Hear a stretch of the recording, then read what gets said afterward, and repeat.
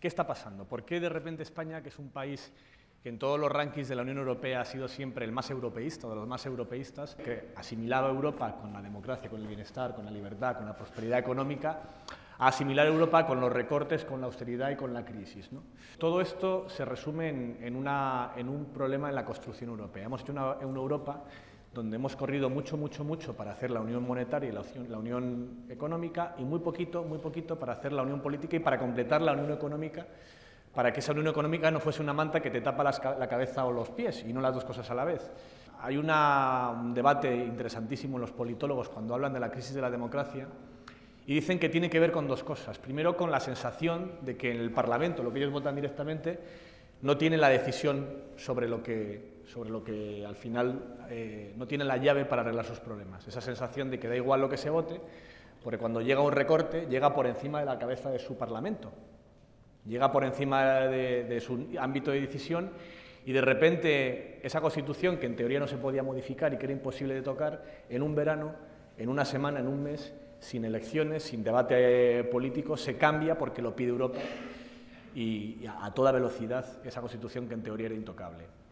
Y luego también con lo que los politólogos llaman las instituciones contramayoritarias.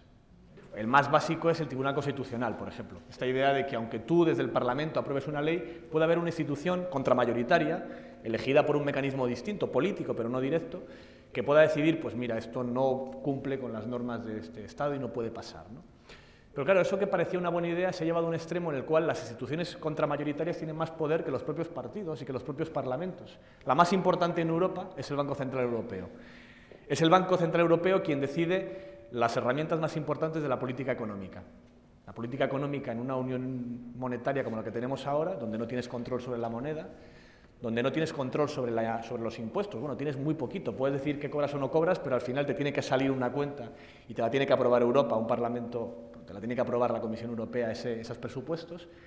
Las principales herramientas económicas queda en un Banco Central Europeo, que es la gran diferencia que explica por qué España sigue estando, España, Europa, el sur de Europa, sigue estando en esta terrible crisis, y Polonia y el Reino Unido y Estados Unidos han salido. Bueno, yo creo que Nacho ha dicho y ha planteado el tema desde un punto de vista muy interesante. ¿Qué ha pasado para que la percepción que tengamos de Europa efectivamente haya cambiado tanto? Resulta que estamos percibiendo, yo creo que generalizadamente, como decía Nacho, que, oye, es que Europa no se ha convertido en la solución de nuestros problemas, en la tierra de salvación, es que nos está creando problemas. ¿Qué ha pasado? Yo creo que es importante plantear eso, porque evidentemente yo siempre digo que cuando uno se plantea darle solución a un problema, tiene que procurar descubrir, detectar las causas que han dado lugar al problema. Y la primera cuestión que yo me gustaría poner sobre la mesa es que es necesario que hablemos abiertamente de Europa, como no hemos hecho posiblemente nunca. No venía mucho dinero, las ayudas vienen de Europa, Europa es Papá Noel. Oye, a lo mejor teníamos que haber hecho un balance más fiel, más riguroso. Y a lo mejor no era solo el dinero que venía, era también lo que ha salido. Y a lo mejor si hubiéramos hecho esa balanza, el balance, valga la redundancia, hubiera sido diferente. A lo mejor la cuenta de resultados ya no nos daría esa impresión tan generosa de Europa, porque a lo mejor habría que contar lo que ha salido, las empresas que hemos perdido, las cadenas de distribución que ya no tenemos, la industria que ya ha desaparecido, la agricultura que ahora no nos sirve. Eso también es una pérdida de patrimonio, de riqueza, que hay que tenerla en cuenta. En segundo lugar, yo creo que ha ocurrido algo que es la inercia de un estado de bienestar que venía de antes y al cual nosotros nos sumábamos, ha ido paralela con un aluvión, un verdadero aluvión de políticas neoliberales que muchas veces pensamos que venían de Estados Unidos y que en realidad han nacido en Europa y que se han aplicado en Europa antes que incluso en otros sitios. La liberalización de los movimientos de capitales, los bancos independientes, la prioridad de las políticas antiinflacionistas, la privatización, la desregulación. Y esas políticas, finalmente, han generado una situación que nos ha creado los problemas que tenemos. Y entonces, ¿qué podemos hacer? ¿Qué situación tenemos ahí? Tenemos 4 soluciones. Yo las llamo 2 conservadoras, 2 progresistas. La primera es mantenernos en la situación en la que estamos y aguantar el chaparrón, que esto saldrá, esto se va a resolver. Eso nos va a llevar a España, en general a Europa, pero a España nos lleva a un auténtico desastre.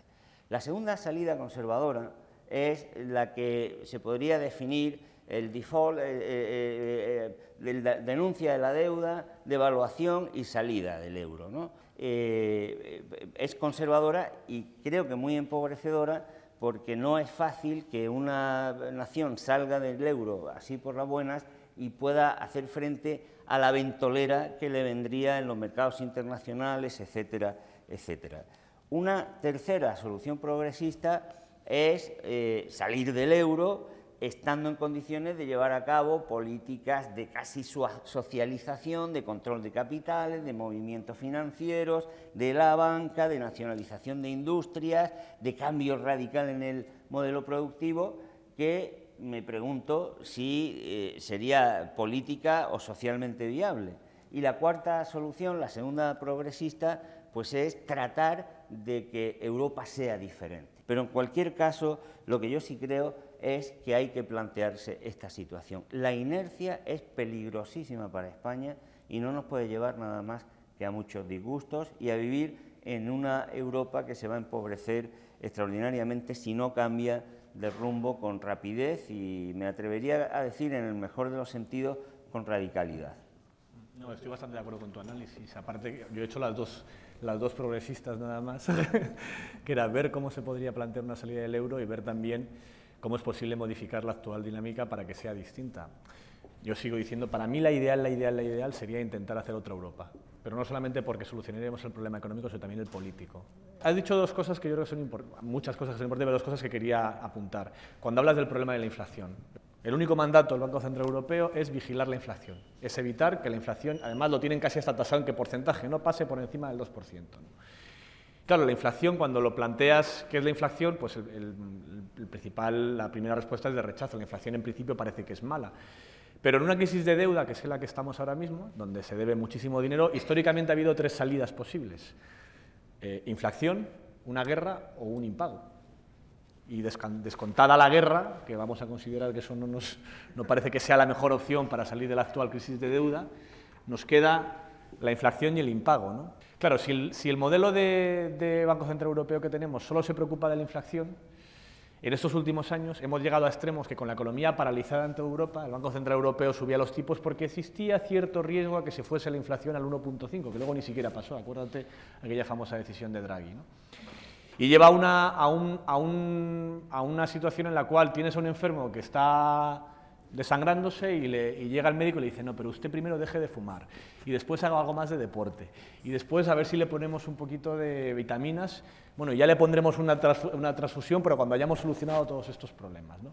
Ese Banco Central Europeo, preocupado solamente por la inflación, a lo que llevaba es a que la inflación iba por barrios también, y en determinados momentos, cuando Alemania estaba pagando la tarifa de la factura por su unificación con la antigua RDA, le interesaba que los tipos de interés estuviesen muy bajos para que fuese muy barato todo esto, para que su factura fuese lo más barata posible. Eso provocó una burbuja tremenda en el sur de Europa, donde, como tú hablabas del choque asimétrico, había unos intereses distintos. La receta de un tipo de interés bajo, que era buena para Alemania en aquel momento, era muy mala para el sur de Europa en ese otro momento, ¿no? Y en el momento en el cual vino bien Alemania a obtener tipos de interés bajos y en el sur de Europa nos interesaba que fuesen un poquito más altos, primó el interés de Alemania. Y cuando ha llegado la situación contraria, en ese momento el Banco Central Europeo ha vuelto a actuar otra vez del lado de las partes ricas de Europa, ¿no? Probablemente porque, bueno, probablemente no, porque estábamos en una situación en la cual de nuevo se vio que el poder de los países ricos frente a los países pobres, el de los acreedores frente a los deudores, estaba por encima, ¿no? Y yo no veo a corto plazo, más allá del que a la fuerza ahorcan, una salida reformista en Europa. Nacho, estamos hablando o pensando, ¿no?, en la Europa que queremos. Pues acabas de dar en un asunto que es capital. No vamos a ningún sitio mientras el Banco Central Europeo no tenga como objetivo la creación de empleo y desarrollo económico. Pero hay otro asunto que es casi tan importante o más, y es que un banco central es, entre sus funciones, tiene la de ser prestamista en última instancia. Sí, que tampoco lo está claro, haciendo. está prestando solo a la banca privada, y eso es un desastre, y lo estamos viendo.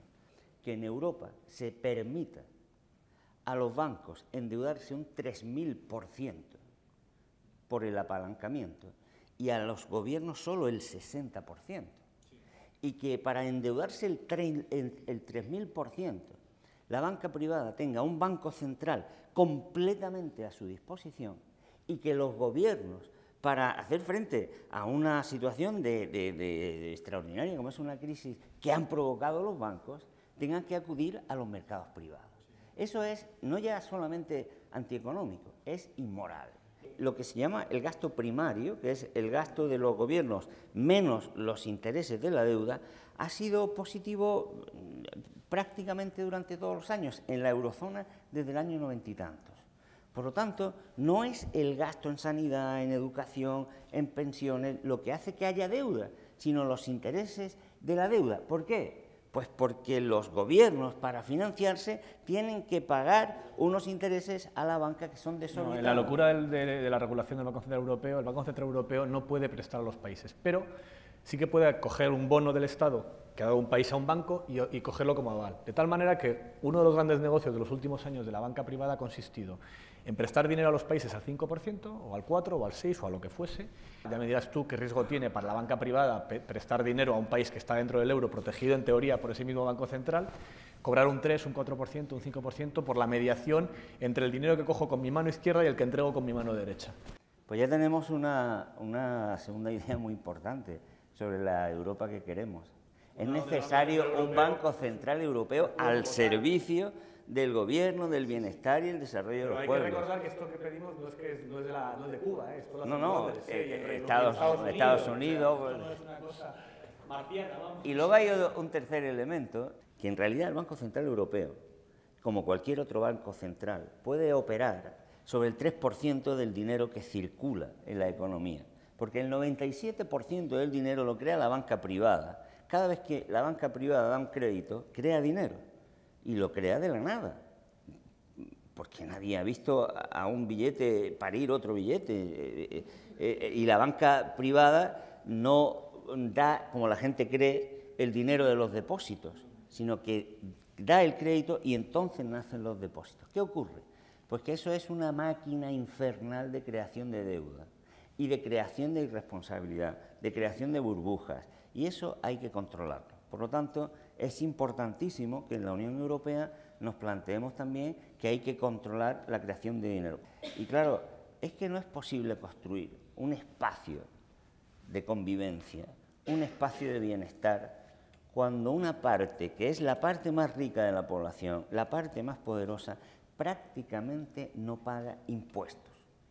O sea, solo con la economía sumergida que hay en Europa, solo con la evasión fiscal que hay en Europa, se calcula que en poco más de 8 años se habría acabado con los déficits. ¿Por qué? Pues por la sencilla razón de que pasa como con los intereses de la deuda, es decir, que los gobiernos están dejando de obtener ingresos.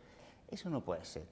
Hay que poner a pagar impuestos a los ricos en Europa, así de sencillo. Esa es otra componente que tiene que ser fundamental, una reforma fiscal. Sí, no es clave. Es clave porque ahí hablamos siempre de, antes lo decía, me corrijo, de que las herramientas que tiene el Gobierno nacional son limitadas, pero hay una que sí que tiene, que es el modelo fiscal. Uno de los problemas de España nunca ha sido que tengamos un gasto social desbocado, o incluso los aeropuertos sin aviones, que siendo vergonzosos no son tampoco el problema, sino que tenemos un modelo fiscal que se cae. El gasto total del Estado en España creo que está en el 45, 44, una cosa así. Pero es que los impuestos, los ingresos que recibe el Estado están 8 puntos, 9 puntos, 10 puntos por debajo de la media europea. Y ahí está el déficit. Si tuviésemos un modelo fiscal como el de otros países europeos, pero como la mayor parte de los países europeos, no tendríamos ningún problema de déficit. Y el problema de nuestro modelo fiscal es que, aun pagando muchos impuestos las clases medias, que los pagamos, no tenemos un modelo fiscal capaz de conseguir el mismo nivel de recaudación, porque existen enormes bolsas de fraude por la parte del impuesto de sociedades, por la parte de las grandes fortunas, por la parte también de la economía sumergida, que hace que tengamos un agujero. Pero es falso, como decías tú antes, Juan, que esto sea un problema de que hemos vivido por encima de nuestras posibilidades, o que el gasto social ha sido desmesurado, o que es que era insostenible el estado del bienestar. ¿Cómo va a ser insostenible el estado del bienestar si lo construimos en una posguerra? Hemos calculado el déficit, la deuda que tendría España desde el año 89 hasta la actualidad, si esa deuda se hubiera financiado por un banco central con el mismo interés con que el Banco Central Europeo financia hoy día a la banca. Pues bien, ¿qué deuda tendría hoy día España? No llegaría al 15%. Nos están metiendo una idea, un cuento que está llevando a que la gente se autoculpe. Y el hablar de políticas de austeridad, cuando en realidad se está hablando de políticas que están implicando una imposibilidad de pagar la deuda y de que incrementen los ingresos, lo que está haciendo es hacer que la ciudadanía se culpe de la situación en la que está y que, por lo tanto, se paralice como resultado de esa inculpación. Pensemos que la Europa que queremos tiene que ser una Europa diferente, una Europa que culpe a quien realmente tiene responsabilidad sobre lo que ha ocurrido. Y luego tienes el problema de que los últimos avances que se han hecho vía devaluación de los salarios en España para intentar ganar competitividad y exportar fuera, lamento deciros que no ha servido para nada. La situación en la que estamos, ese brote verde, o ahora lo llaman recuperación y en la buena dirección que dice Rajoy, es una ficción, porque el problema de fondo sigue estando ahí, que es que tenemos una deuda que va a llegar probablemente este año o dentro de muy poco al 100% del PIB, al 100% de todo lo que produce el país, una deuda pública que, como tú decías, en parte ni siquiera su origen es de gasto público, gran parte es rescate a la banca, que fue a su vez un rescate a los que prestaron de forma irresponsable, rescate a grandes operaciones, sobre todo inmobiliarias. El banco malo en realidad es una inmobiliaria mala, con un montón de casas, con la gran contradicción, la sangrante contradicción de tener un montón de casas nacionalizadas y un montón de gente sin casa en ese mismo país, un montón de casas vacías y un montón de gente sin casa, y con la sensación de que desde que se solucionó el tema de la prima de riesgo se ha solucionado el problema, y no es verdad. El problema de la prima de riesgo está congelado, no está solucionado. Seguimos teniendo un problema todavía con la deuda. Es verdad que el Banco Central Europeo decidió en determinado momento mandar parar la especulación que había alrededor de la deuda, pero no ha solucionado el problema de fondo, que sigue exactamente igual. Grecia no va a poder pagar su deuda. Es también dudoso que España sea capaz de pagar su deuda. Crece mucho más rápido los intereses que el crecimiento económico, con lo cual cada vez debemos más. Si encima, además, en vez de haber inflación y deflación, pues cada vez la deuda importa más, porque es más grande relativamente lo que era antes. Y solo hemos tirado el balón para adelante para ver si dentro de un año alguien se inventa algo y salimos de este atolladero, pero no se ha solucionado el problema. Mientras tanto, mientras el sur de Europa está en este limbo, como si fuese un país, pues como los países de Centroamérica que se endeudaban en dólares y no manejaban el dólar, ¿no? Estás como una chalupa pegado a un portaaviones, pero te hundes porque el portaaviones va a su aire y tú estás ahí pegado y no te puedes mover por tu cuenta.